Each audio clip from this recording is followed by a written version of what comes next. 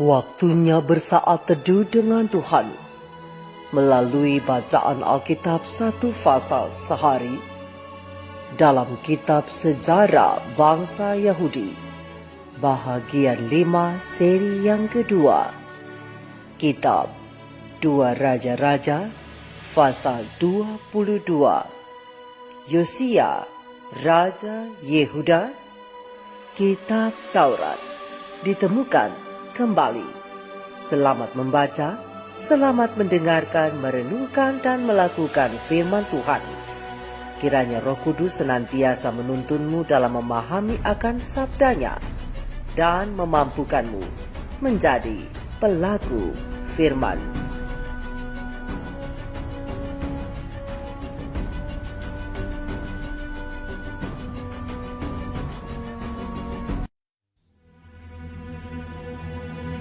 Yosia berumur 8 tahun pada waktu ia menjadi raja, dan 31 tahun lamanya ia memerintah di Yerusalem.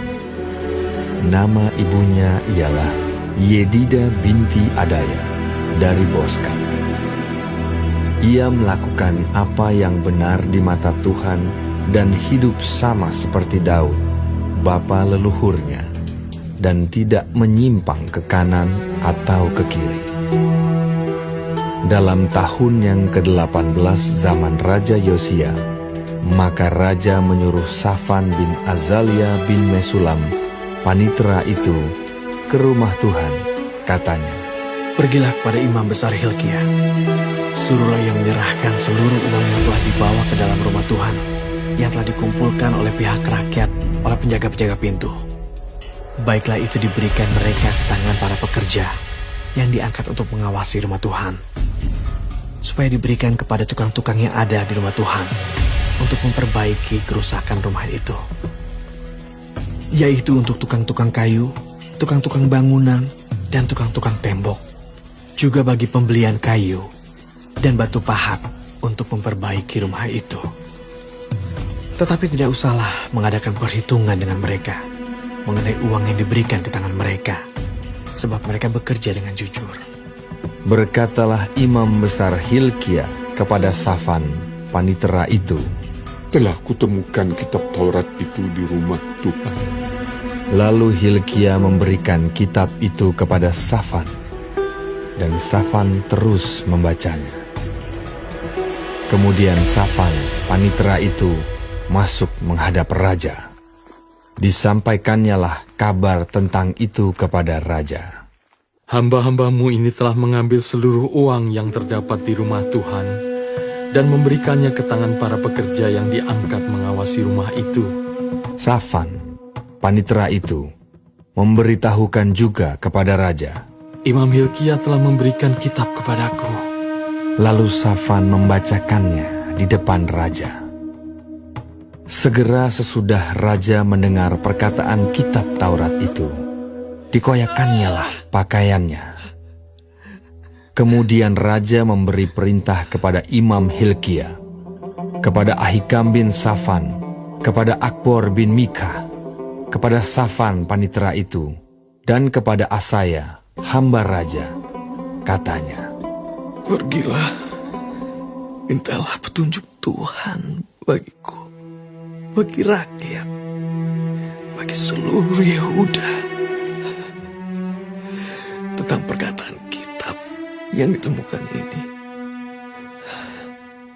Sebab hebat kehangatan murka Tuhan yang bernyala-nyala terhadap kita, oleh karena nenek moyang kita yang tidak mendengarkan perkataan kitab ini dengan berbuat tepat seperti yang tertulis di dalamnya."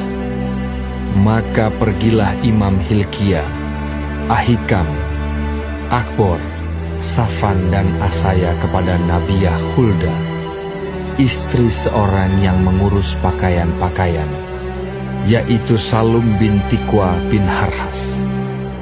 Nabiah itu tinggal di Yerusalem, di perkampungan baru. Mereka memberitakan semuanya kepadanya. Perempuan itu menjawab mereka, "Beginilah firman Tuhan Allah Israel. katakanlah kepada orang yang menyuruh kamu kepadaku.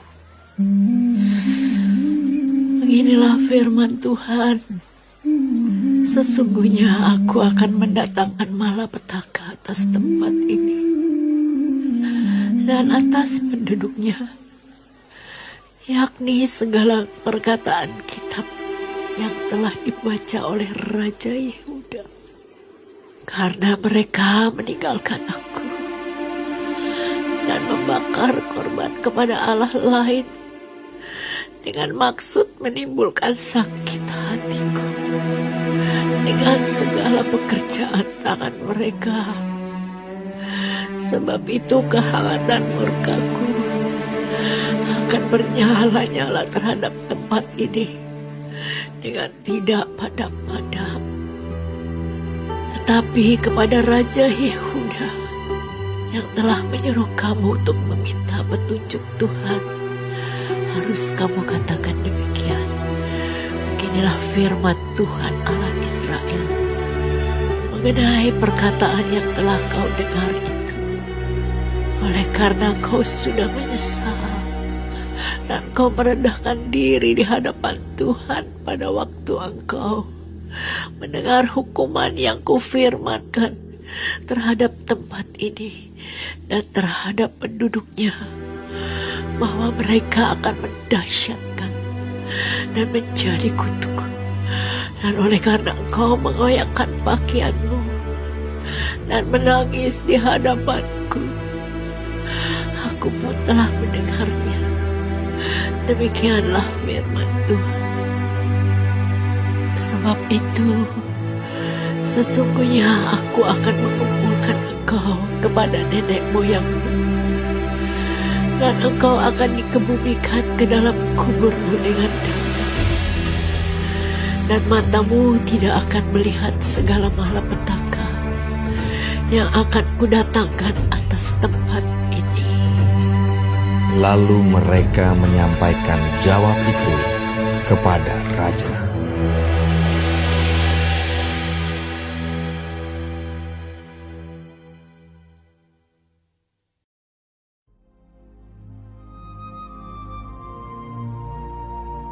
Kita telah menyelesaikan bacaan Alkitab 1 pasal sehari dalam kitab 2 Raja-Raja pasal yang ke-22. Sedikit perenungan melalui pasal ini bersama terang kecil pena ilham ilahi roh nubuat para nabi dan raja bab 32, Manasye dan Yosia halaman 220 alinea kedua, dan bab yang ke-33 para nabi dan raja, kitab dan undang-undang.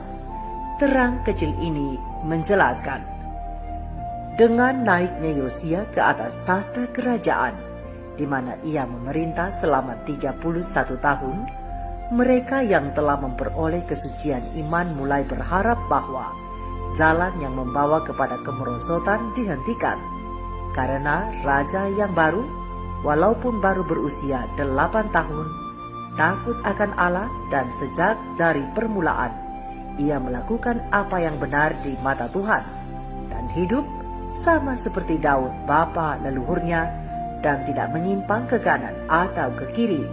Terang besar Alkitab 2 Raja-Raja 22 ayat 2. Lahir dari seorang raja yang jahat, dikelilingi dengan pencobaan-pencobaan untuk mengikuti langkah-langkah ayahnya, dan dengan hanya sedikit penasihat yang mendorongnya pada jalan yang benar.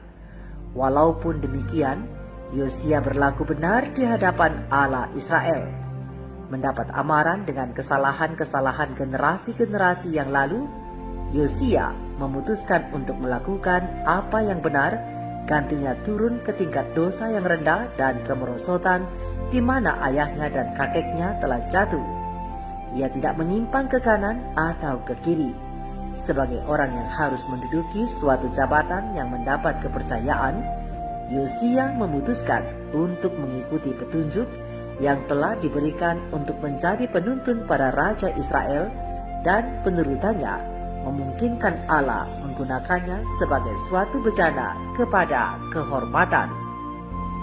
Pengaruh yang diam-diam namun berkuasa yang terjadi dengan adanya pekabaran para nabi mengenai penawanan Babel banyak faedahnya dalam menyediakan jalan untuk mengadakan pembaruan yang terjadi pada tahun ke-18 pemerintahan Yosia. Gerakan pembaruan ini yang olehnya ancaman penghukuman dapat ditunda untuk sementara waktu, telah dilaksanakan dalam satu cara yang seluruhnya tidak diharap-harapkan melalui penemuan dan mempelajari sebagian dari kitab suci yang selama bertahun-tahun telah salah ditaruh dan hilang secara aneh. Hampir 1 abad sebelumnya, ketika pesta Paskah dirayakan oleh Hizkia, jaminan telah dibuat untuk pembacaan kitab undang-undang secara umum setiap hari kepada orang banyak oleh para imam yang mengajar. Adalah dengan pemeliharaan peraturan-peraturan yang dicatat oleh Musa, teristimewa yang tercantum dalam buku perjanjian yang berbentuk satu bagian dalam buku ulangan, yang membuat pemerintahan Hizkia begitu makmur.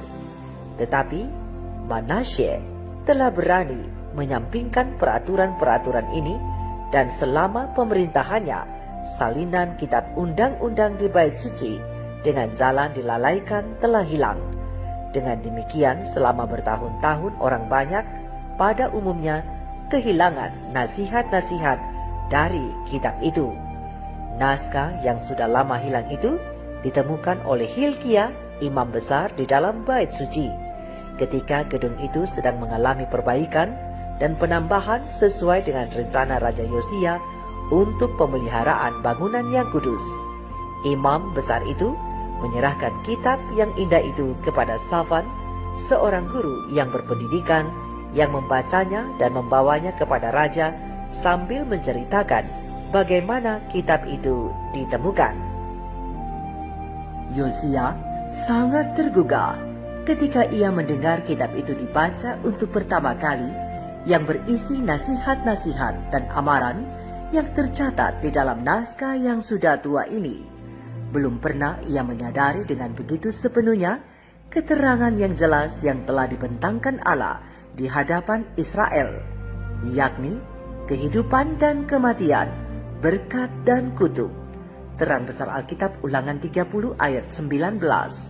Dan berapa banyak kali diulang-ulangi, mereka telah diberi dorongan untuk memilih jalan kehidupan supaya mereka menjadi suatu kepujian di bumi, satu berkat kepada segala bangsa.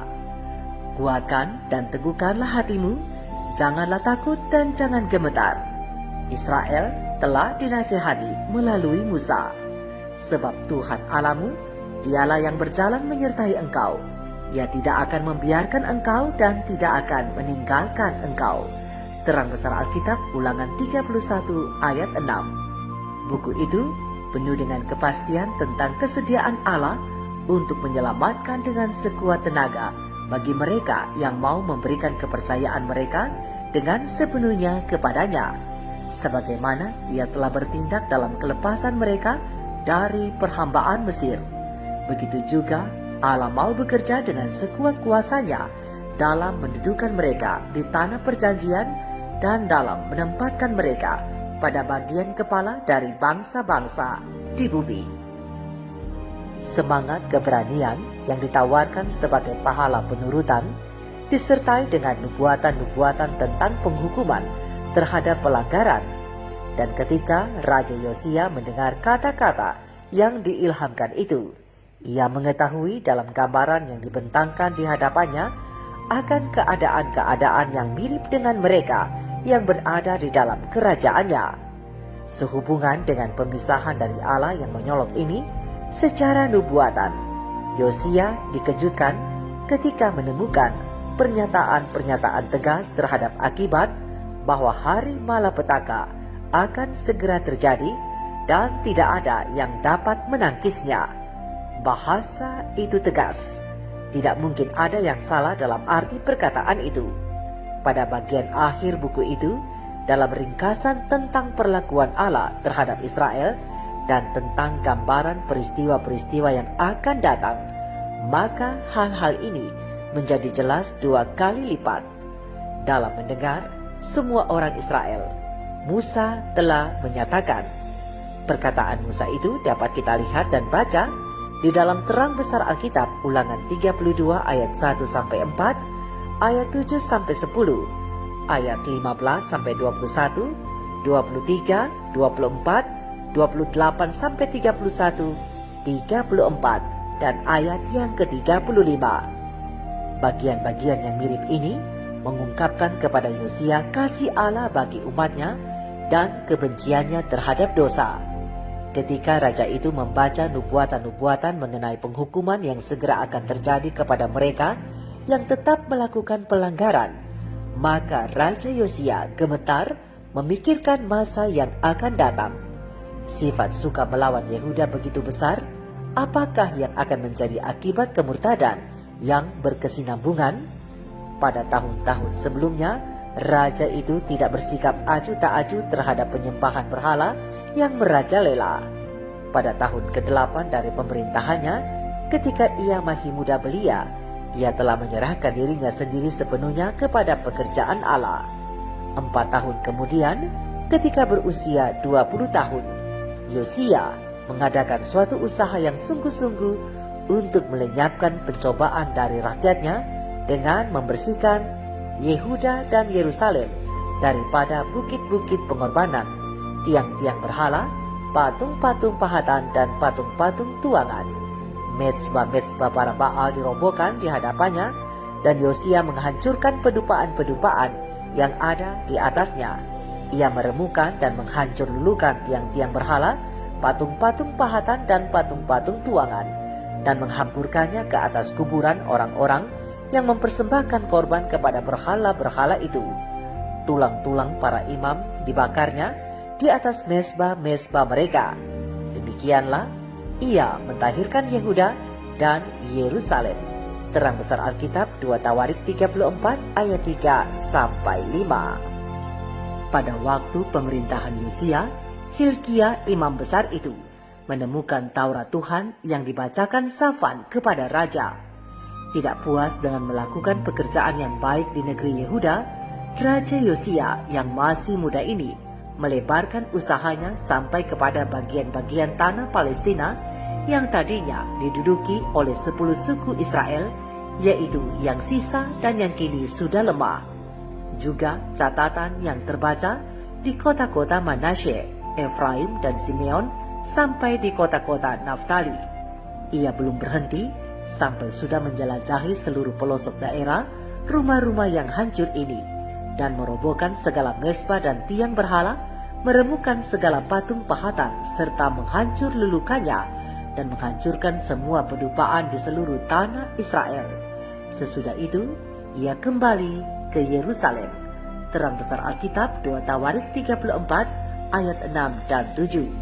Begitulah Yosia sejak awal kedewasaannya telah berusaha menarik keuntungan dari jabatannya sebagai raja untuk meninggikan prinsip-prinsip hukum Allah yang kudus. Maka kini, sementara Safan ahli kitab membacakan kepadanya isi kitab undang-undang itu, raja itu melihat di dalam buku ini suatu perbendaharaan pengetahuan, satu gabungan yang berkuasa dalam pekerjaan pembaruan yang ia sangat rindu menyaksikannya dilaksanakan di negeri itu. Raja Yosia memutuskan untuk berjalan dalam terang nasihat-nasihat kitab itu dan juga hendak melakukan dengan sekuat kuasanya untuk memperkenalkan pengajaran-pengajaran yang terdapat di dalamnya kepada rakyatnya dan sekiranya mungkin menuntun mereka mengembangkan penghormatan dan kasih terhadap undang-undang sorga. Tetapi adakah kemungkinannya mengadakan pembaruan yang dibutuhkan itu? Israel sudah hampir mencapai batas panjang sabar ilahi. Segera Allah akan muncul untuk menghukum mereka yang telah menyebabkan namanya dihina. Murka Tuhan telah menyala-nyala terhadap orang-orang itu. Dirundung duka dan kesedihan, Yosia merobek jubahnya lalu sujud menyembah kepada Allah dengan roh yang penuh kesusahan, memohon pengampunan atas dosa-dosa bangsa yang tegar tengkuk itu. Pada zaman itu, Nabi Yahuda tinggal di Yerusalem dekat Bait Kudus. Pikiran sang raja yang penuh dengan kegelisahan tertuju kepada nabi itu, dan ia berketetapan untuk bertanya kepada Tuhan melalui utusan yang terpilih ini untuk mengetahui jika sekiranya mungkin apakah dengan sesuatu hal dalam batas-batas kekuasaannya ia dapat menyelamatkan Yehuda yang bersalah yang kini sudah berada di tepi jurang kebinasaan. Kegentingan, situasi dan perhatian terhadap masalah ini di mana ia memegang nabi itu menyebabkan dia memilih sebagai para utusannya orang-orang yang terkemuka dalam kerajaannya. "Pergilah," katanya, menyuruh mereka, "mintalah petunjuk kepada Tuhan bagiku, bagi rakyat dan bagi seluruh Yehuda tentang perkataan kitab yang ditemukan ini, sebab hebat kehangatan murka Tuhan yang menyala-nyala terhadap kita, oleh karena nenek moyang kita tidak mendengarkan perkataan kitab ini dengan berbuat tepat seperti yang tertulis di dalamnya." Terang besar Alkitab 2 Raja-Raja 22 ayat 13. Melalui Hulda, Tuhan memberitakan kepada Yosia bahwa kebinasaan Yerusalem tidak akan dapat dihindarkan, walaupun kini orang-orang merendahkan diri mereka sendiri di hadapan Allah, mereka tidak akan dapat luput dari hukuman. Sudah begitu lama perasaan mereka mati dengan pelanggaran, sehingga jikalau hukuman tidak menimpa mereka, maka mereka akan segera kembali kepada jalan berdosa mereka yang sama. "Katakanlah kepada orang yang menyuruh kamu kepadaku," nabi itu menyatakan, "Beginilah firman Tuhan, sesungguhnya aku akan mendatangkan malapetaka atas tempat ini dan atas penduduknya, yakni segala perkataan kitab yang telah dibaca oleh Raja Yehuda, karena mereka meninggalkan aku dan membakar korban kepada Allah lain dengan maksud menimbulkan sakit hatiku dengan segala pekerjaan tangan mereka. Sebab itu, kehangatan murkaku akan menyala-nyala terhadap tempat ini dengan tidak padam-padamnya." Terang besar Alkitab 2 Raja-Raja 22 ayat 15-17. Tetapi oleh sebab raja itu telah merendahkan hatinya di hadapan Allah, maka Tuhan akan mengakui kesungguh-sungguhannya dalam memohon pengampunan dan rahmat. Kepadanya dikirimkan berita, "Oleh karena engkau sudah menyesal dan engkau merendahkan diri di hadapan Tuhan pada waktu engkau mendengar hukuman yang kufirmankan terhadap tempat ini dan terhadap penduduknya, bahwa mereka akan mendahsyatkan dan menjadi kutuk, dan oleh karena engkau mengoyakkan pakaianmu dan menangis di hadapanku, aku pun telah mendengarnya. Demikianlah firman Tuhan. Sebab itu, sesungguhnya aku akan mengumpulkan engkau kepada nenek moyangmu, dan engkau akan dikebumikan ke dalam kuburmu dengan damai, dan matamu tidak akan melihat segala malapetaka yang akan kudatangkan atas tempat ini." Terang besar Alkitab 2 Raja-Raja 22 ayat 19 dan 20. Saudara dan saudariku, hal lain yang dapat menjadi perenungan bagi kita semua adalah Yosia memiliki hati yang terus menampung umat Tuhan di dalamnya. Setelah mendengar Taurat, reaksi pertobatan Yosia didorong bukan saja oleh dirinya yang tidak merasa layak, tetapi juga kesadaran dari dirinya bahwa orang-orang di sekitarnya, seluruh bangsanya, bahkan nenek moyangnya, semua telah bersalah kepada Tuhan. Mari kita belajar mengidentikan diri kita dengan umat Tuhan dan juga gerejanya. Mari kita juga belajar mengidentikan diri kita dengan dunia ini, entah dengan orang-orang di sekeliling kita, di sekeliling gereja kita, atau bahkan seluruh bangsa kita. Mari belajar untuk tidak menjadi orang yang hanya menunjuk orang lain. Orang seperti ini tidak mungkin mengalami kebangunan rohani karena dia sibuk menunjuk kesalahan orang lain tanpa sadar bahwa kesalahannya sendiri juga amat banyak. Hal terakhir yang dapat kita renungkan bersama-sama adalah mengenai murka Tuhan tidak lagi akan dibatalkan walaupun terjadi kebangunan rohani. Yehuda tetap akan dibuang oleh Tuhan. Betapa menyedihkan hal ini. Waktu Tuhan akan tiba dan penghukumannya akan datang. Tetapi bagian hari ini dalam pasal ini mengingatkan kita bahwa walaupun Tuhan tidak akan mengubah hukumannya, Allah tidak akan membuang orang-orang yang sungguh-sungguh bertobat. Pertobatan individu akan tetap Tuhan terima, tetapi pertobatan sebagai bangsa tidak lagi akan terjadi karena dosa-dosa Yehuda sebelumnya telah sangat menyakiti hati Tuhan. Mari kita renungkan hal ini dengan sungguh-sungguh dan bertanyalah di dalam hati kita masing-masing. Sudahkah aku bertobat dari dosa-dosaku yang sudah sangat menyakiti hati Tuhan yang hendak menyelamatkan aku, karena aku acuh terhadap nasihat firman-Nya dan melalaikan penurutan terhadap hukum-hukumnya? Mari kita renungkan ini bersama. Tuhan Yesus memberkati. Shalom.